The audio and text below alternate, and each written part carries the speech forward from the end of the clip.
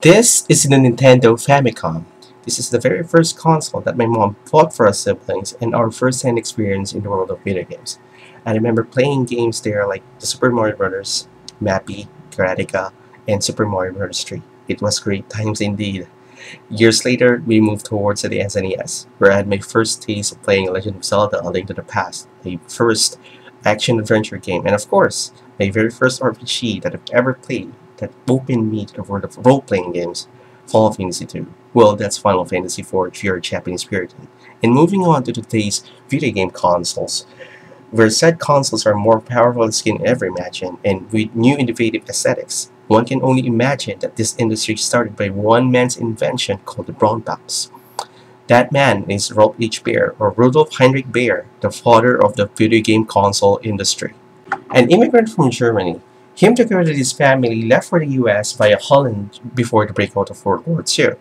He graduated on the National Radio Institute in 1940 and ran 3 radio service stations that specializes in both home and on-air radios. He also served under the US Army during World War II and assigned to military intelligence in Eisenhower's HQ in London, but also stationed in France.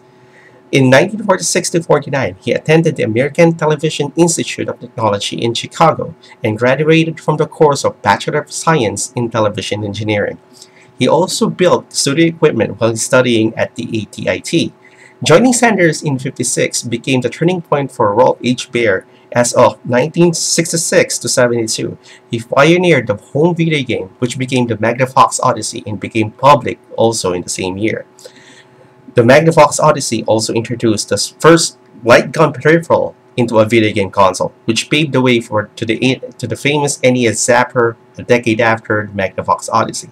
The conceiving of the Magnavox Odyssey opened the floodgates for the likes of Atari to make their own video game console that jump-started the competition and the race to capitalize on this newly opened industry. While at Sanders during 1974 to 1987 as an engineering fellow, ran a small R&D group that focuses on things like advanced display technologies to pioneer video game training simulations by the means of using VCRs, video discs, CD-ROMs, and digital computers. They also developed advanced video game technology for licensing to video game industry, supported Magnavox lawyers during multiple lawsuits versus video game patents infringers over more than 10-year period, which returned close to $100 million to Sanders and Magnavox, now called North American Philips.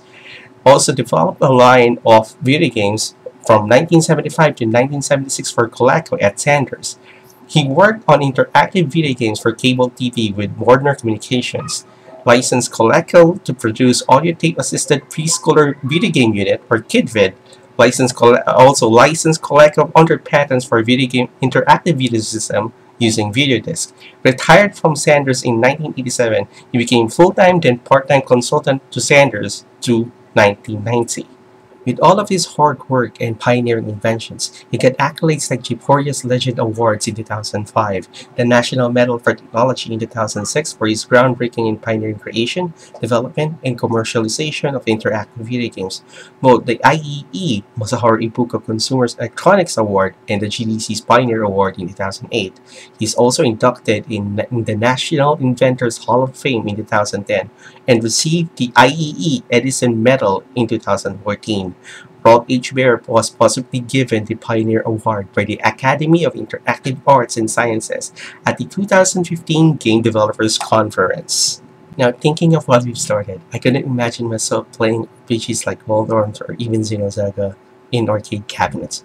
Well, after all, it's quite awkward to imagine that to play such lengthy games with sacks full of quarters on your side. So I'm really thankful that there's such thing as the video game console, and there's such thing as the video game industry. And it's all thanks to one man's pursuit to bring interactive entertainment at the comfort of your own home. Thank you, Mr. Baer. Thank you for everything you had done. The video game industry will not exist without your genius. So kindly spread this around and spread the message. That is all. Anyway, I'm Homer, and I'm going to see you later. Adios.